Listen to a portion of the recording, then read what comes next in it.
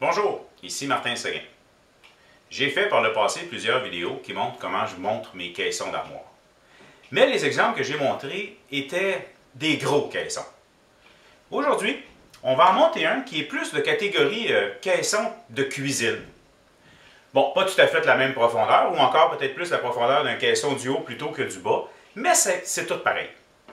Donc, je vais vous montrer comment j'assemble mes caissons avec la technique des trous en sachet Pocket Hole de Craig. En fait, ça ne vient pas vraiment de Craig, mais ça a été pas mal popularisé par Craig. Ce que je fais est assez simple. En fait, ça a l'air d'une bibliothèque, là, mais c'est parce qu'un coup fini, je vais avoir des tiroirs dans ça, qui sera probablement une autre vidéo en passant. Ce que j'ai besoin de faire, c'est là 43 pouces de haut, donc 1,10 m, par 30 pouces de large, environ 76 cm. J'ai eu la chance de me faire prêter le kit K5 de Craig, le nouveau modèle du gabarit pour faire les trous en sachet. On me l'a prêté pour parlonsoutils.com et c'est avec ce kit-là que je vais fabriquer complètement ce caisson.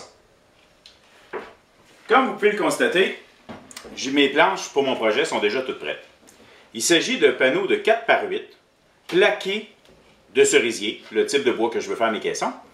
C'est un panneau de particules, un peu comme de la mélamine, sur lequel, après l'avoir taillé, on colle un champ pré-encollé avec un fer à repasser. Et notre planche est prête. Ça ne vaut pas vraiment la peine d'aller avec du bois dur pour du caisson. Disons qu'il n'y a pas beaucoup de plus-value derrière tout ça. Bon, pour un meuble, c'est une autre histoire.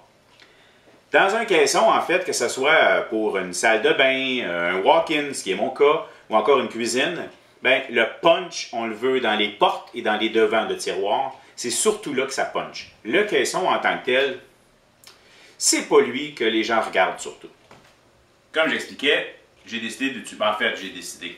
La plupart de mes projets, aussitôt que je ne vois pas les trous des vis, là, des trous en sachet, eh bien, j'utilise le kit Craig. Pour moi, c'est une méthode de montage et de fabrication simple, facile et efficace. Dans le cadre de Parlons Outils, on m'a prêté le K5. K5, comparativement, moi j'avais le K3. Et il y a le K4, qui est identique à celui-ci, mais avec la poignée à l'arrière, que j'ai jamais aimé, là. En fait, j'en voulais pas, surtout que quand tu as un grand panneau, tu es obligé de faire le tour, là. Pour moi, le K4, c'est un no-go, là.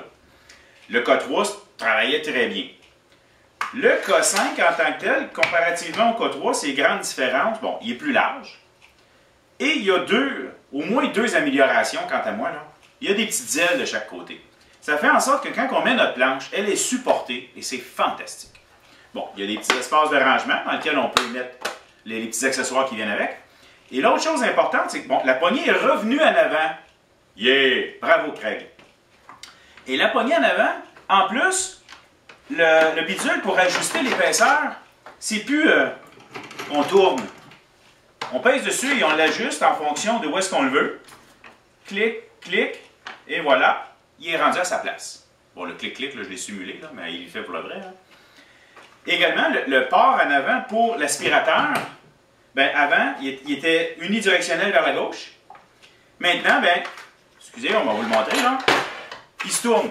Donc, on peut le mettre où on veut, selon de quel côté est notre aspirateur.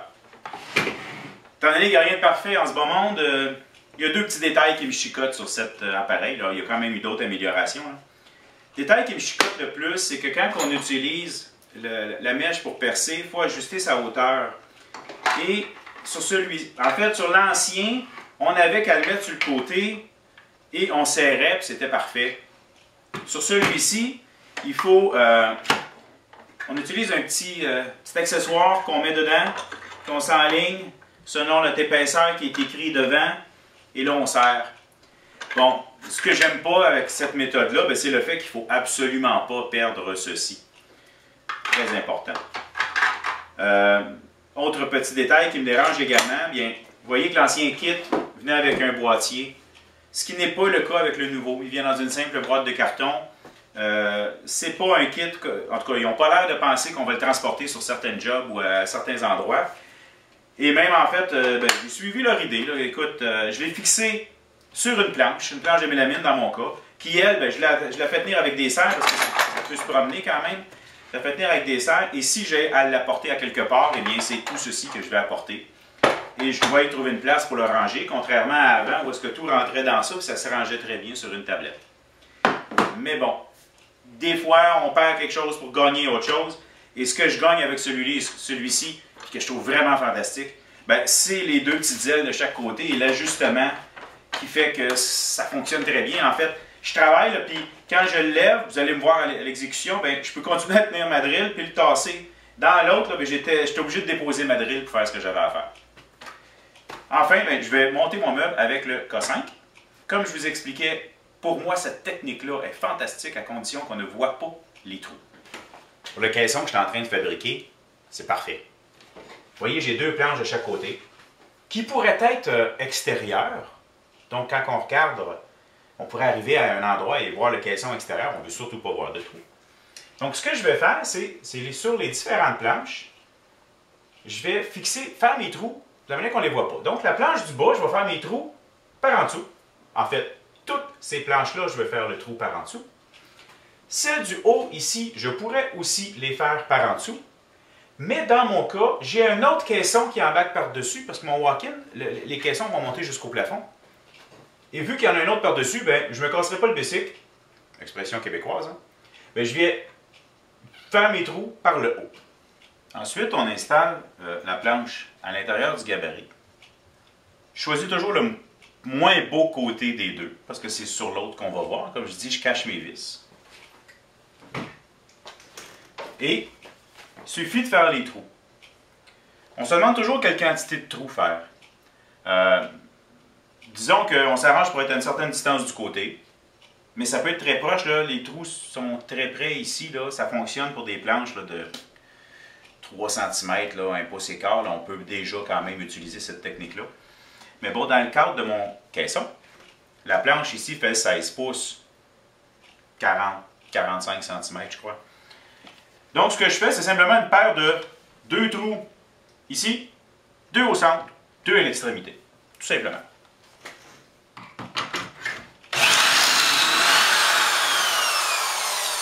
Bon, je vais mettre l'aspirateur.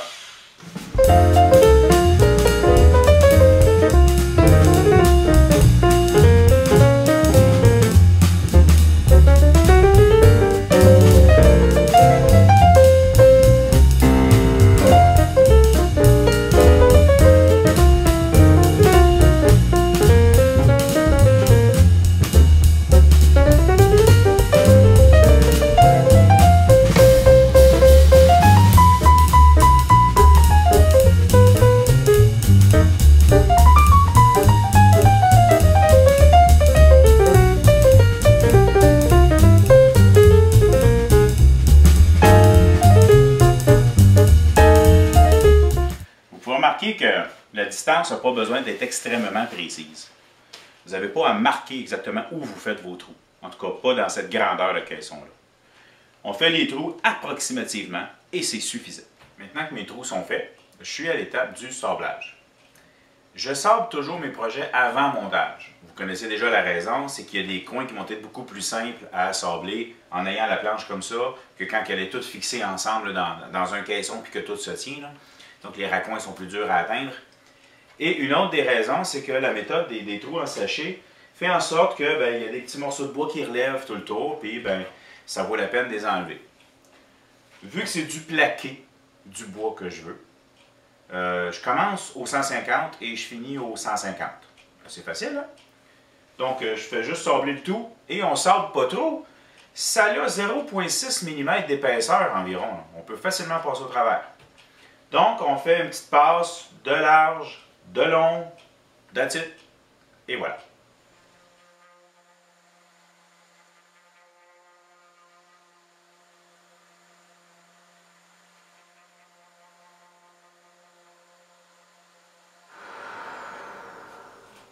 Petit détail, ne corrigez pas les défauts.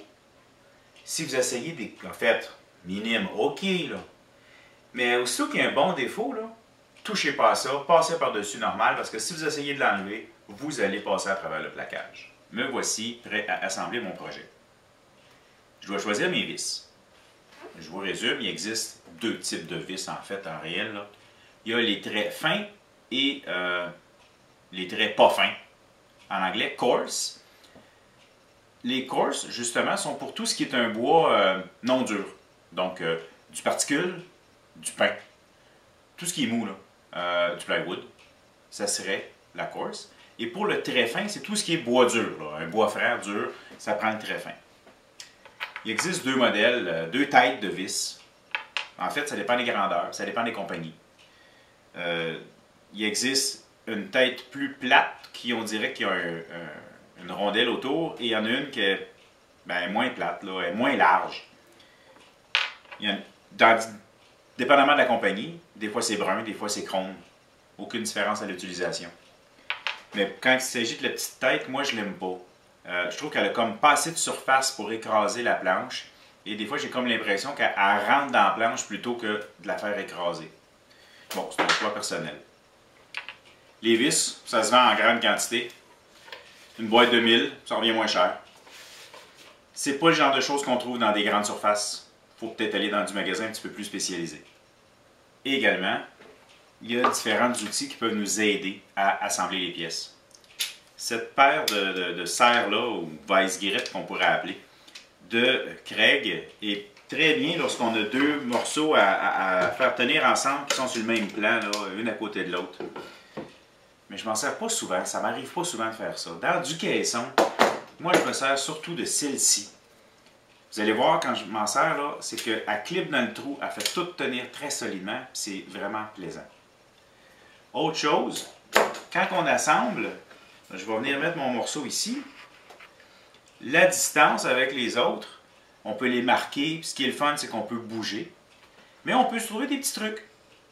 Moi j'ai fait mes calculs, c'est la planche, c'est une planche qui va me donner ma distance que j'ai besoin en passant d'une à l'autre. Pour l'assemblage, petit truc, si on a à faire tenir une planche, regardez ma serre au bout, ça fait tout simplement tenir ma planche et ça ne l'endommage pas. On prend notre planche, c'est sûr qu'on est sur le bon côté, on fait tous nos choix d'avance, et on l'amène tout près de l'autre. Avec la serre, comme je vous parlais, on rentre dans le trou et on s'assure que tout est bien droit à l'endroit où on le veut.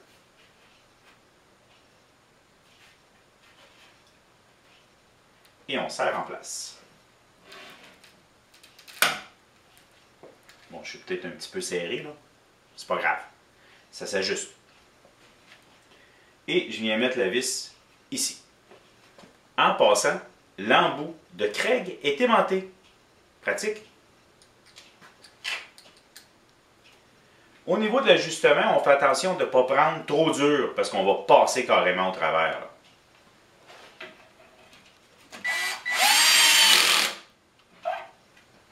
Et de une. Maintenant, l'autre extrémité. Puis des fois, on les voit se coller ensemble là, tellement que la force est bonne. Maintenant que j'ai une vis en haut, j'ai une vis en bas, je peux enlever ma serre.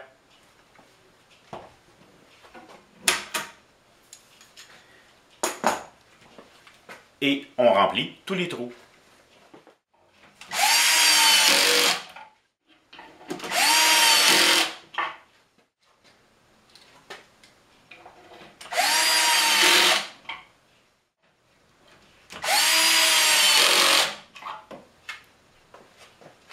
Voilà, un côté de fait. Maintenant, l'autre côté et on monte.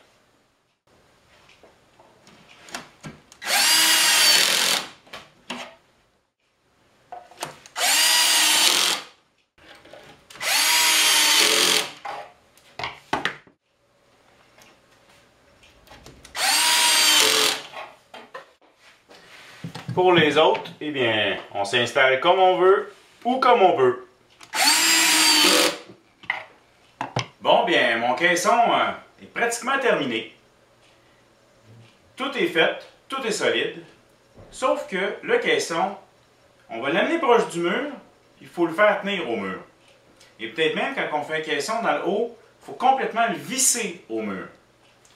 ce que je fais, c'est que j'utilise une planche du même bois que je vais venir fixer derrière, comme ceci, visser de chaque bout et tout le tour, et je vais faire la même chose dans le bas. C'est ce qui va me permettre de le faire tenir au mur.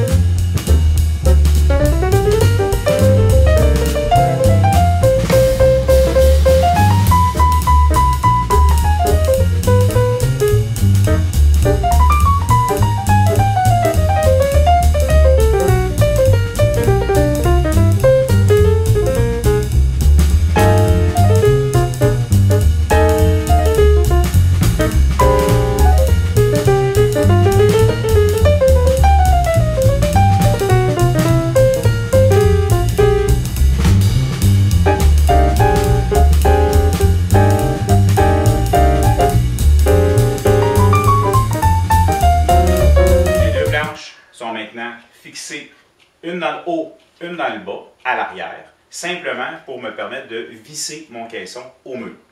Même si ce serait un caisson dans les airs, ça serait amplement suffisant pour faire tenir mon caisson en place.